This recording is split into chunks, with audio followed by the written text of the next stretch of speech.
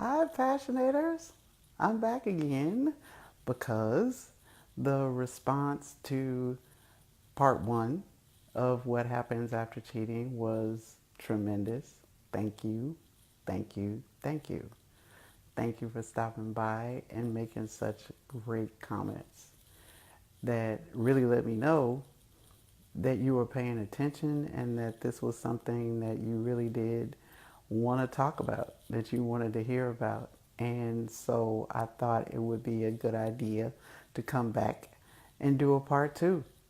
Not that we'll ever be able to say everything that there is to say about this, but because the responses are still coming in and because they are such thoughtful and substantive responses, I thought it would be a good idea to give you guys another chance to come in and make some more comments or maybe to ask some other questions and for me to share some other things with you that I didn't get to share with you yesterday. So, thank you for coming.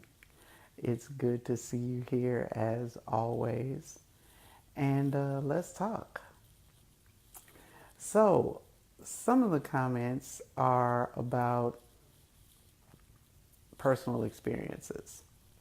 And I think most of us have had those. Any of us who've been having relationships since we were teenagers, and some of us before that, have a cheating story. We've either been cheated on, we've cheated, or we've been cheated with at some point. And so we've seen this issue from every side. That's part of the reason why it's not going anywhere. Because people still choose to do it, no matter what their situation is or what it isn't. People continue to make this choice. And it's a popular choice. It's an easy choice. It's a choice that in many ways is encouraged by significant people in our lives. In some ways by society at large, by our culture, for a lot of reasons. So it's something that's definitely going to be here and we will have to deal with in one way or another. One of the big problems with it is that people content themselves with the idea that they'll cross that bridge when they come to it, or they'll deal with it when it happens to them. And when it does, then it's not going to be anything nice. And they are going to do everything possible to ratchet up the pain factor for whoever betrayed them. Betrayers have become famous in their own right just for being betrayed and and for how they responded to being betrayed. I have a little bit of a different view. Just like everybody else, I've been on all three sides of this issue. And since this relationship aspect is something that I've studied in depth outside of my own personal experience, my perspectives are a little bit different than what the media likes to propose. So, with that in mind, I personally encourage that people stop being so reactive and be proactive. Stop treating the idea of being cheated on as if it's some foreign concept that you've never heard of until you're actually swimming in the aftermath of it. That's reactive. And it doesn't help. That's where all the damage gets done. Your only chance to prevent the damage is before it happens. Cheating never happens. It never starts when people start taking their clothes off. That's not where cheating starts. And we all know that. We all know that. Cheating starts with the flirtation. It starts with the sext messages. It starts with the hug that took too long. It starts with the way you look at that person when they come in, the way you look forward to seeing them again, with the deleted text message. It starts there. That's where it starts. And that's why when people say to me stuff, I don't know how it happened. I never intended for this to happen. Yeah, you did. You intended for it to happen. Maybe you didn't intend for it to go as far as it went, but you absolutely intended for it to happen. None of this is an accident. None of it. So, save the whole one thing led to another. No, it didn't.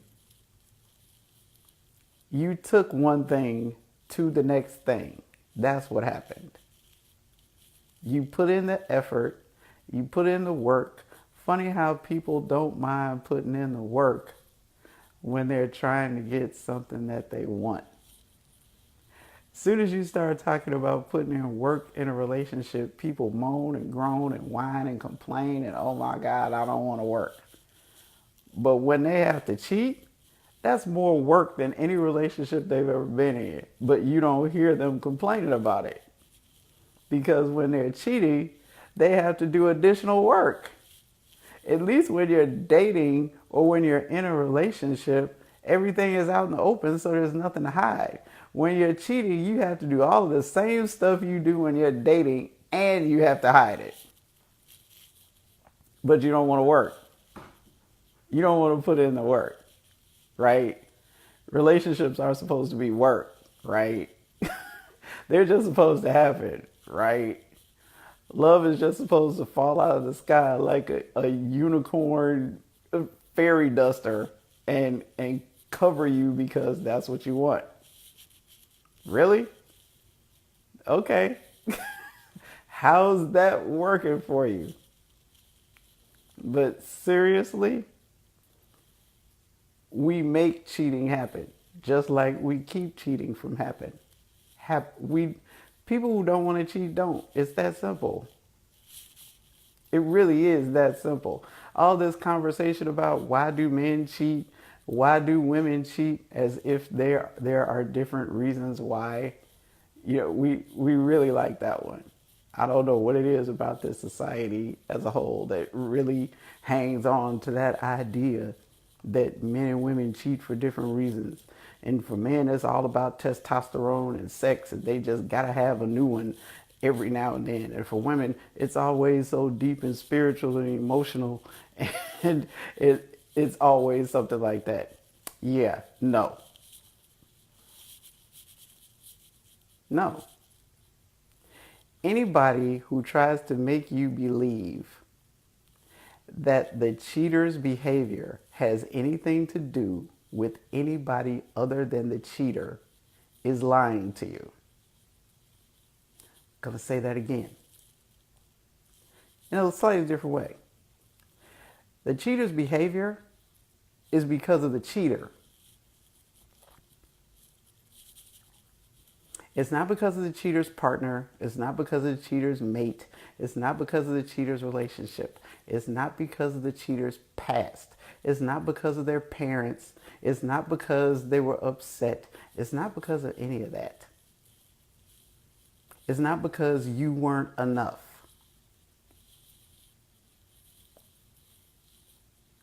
It's not because you weren't enough. I'll go a little further. There's nothing that you could have done to prevent it. Nothing that you could have said, nothing that you could have done to prevent it. Just like there's nothing that you could say or do to make it happen either. The only time that you can prevent cheating is when you're the one who's cheating. Anytime you start trying to control the behavior of another person, understand that you have set yourself up to fail. Does that mean that what you do doesn't make it easy for somebody to cheat on you. Depends on what you're doing. It could. It could make it easier for them, sure. If you're complacent, if you're lazy, if you stop putting in the effort in your relationship that you put in with your affair partner, if you stop treating your mate at least as well as you treat your biggest client at work, if you consistently treat strangers and friends and other family members better than you treat your partner, then maybe you did make it easy. That happens. Happens all the time, especially in long-term relationships where people believe that they have each other figured out. And they don't. They just think they do. Sure, you can make it easy, but you can't make them do it. You can't make them do it, and you can't make them not do it. Here's why cheating doesn't happen. 2 reasons. Just 2. One is the people in the relationship make a commitment to themselves not to do it. Doesn't have anything to do with their partner. Why? Because if they were with any other partner, they would still make the same choice not to cheat. It's not about their partner. It's about them. They made a choice that that's just something that they will not accommodate in their lives, no matter what is going on in their relationship. That's number 1.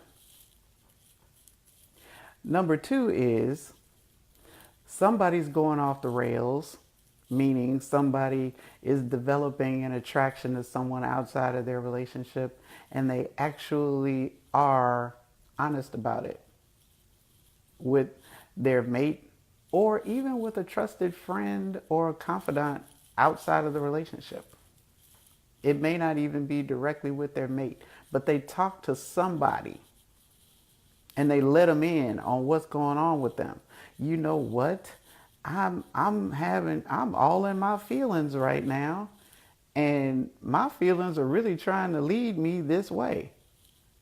And I'm not sure that's a good idea. It feels good when I think about it,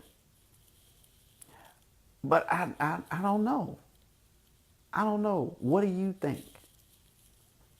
And then they allow another person to see their forest while they're busy looking at their tree. And that person gives them an insight that they didn't have. That person might even remind them of something that they already know, but they were just choosing not to think about. And then they have an epiphany and go and think to themselves, you know what? This whole cheating thing really isn't going to have a happy ending for me. This situation is not going to end well for me. And so they change what they're doing. That's the other reason. The first reason is they just have a personal ethic system that doesn't allow it.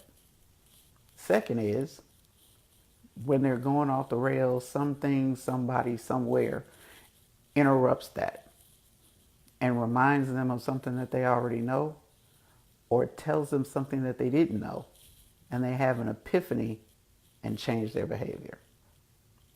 Either way, it's about them. It's not about their partner. And it's never about their partner. Don't ever let anybody mind bend you into believing that their cheating is about you. Because it's not. It never was, and it never will be. Even when they're trying to get revenge on you, so to speak, quote unquote, that's not about you.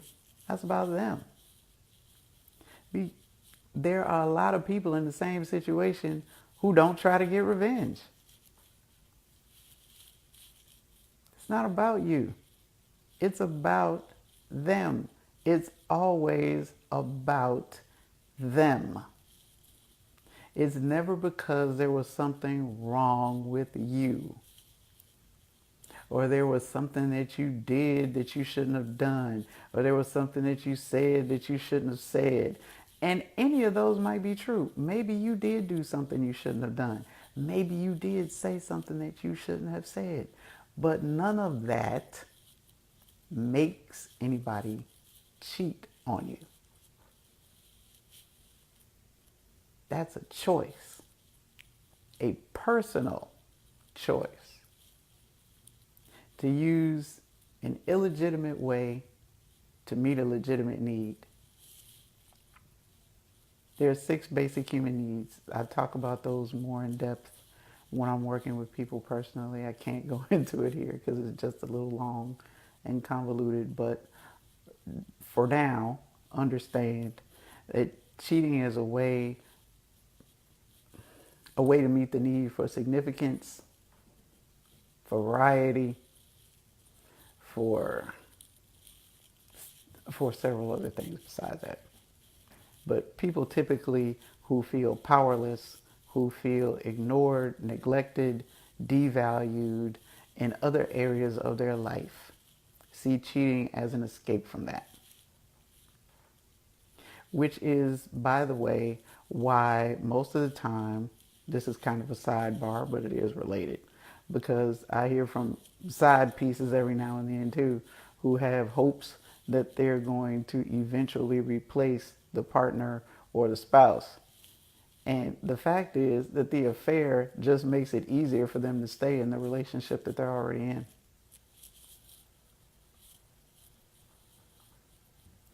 While you're busy thinking that you're making it difficult for them to be in that relationship or in that marriage that they complain to you so much about, what you're actually doing is making it easier for them to stay right where they are. But that's another video. It's like why the whole side piece thing really never works for the side piece. Yeah. That one will come back to bite you big time. But that's another aspect of cheating. So I have to say that one. Maybe I'll turn this into a series. Maybe that's what I'll do. Because you all seem to like this one, and that's a good thing. I definitely want to give you what it is you're looking for. So, with that said, that's part 2. I'm trying to keep this shorter than part 1 because I know I interrupted your evenings out the blue, so I appreciate you accommodating and making time. Feel free to share, and by all means, stay in touch because there will be more of these. And when I do find this booking for this venue, I'll be doing this live with 20 or 30 of my favorite passionators. So stay tuned. There is definitely more to come.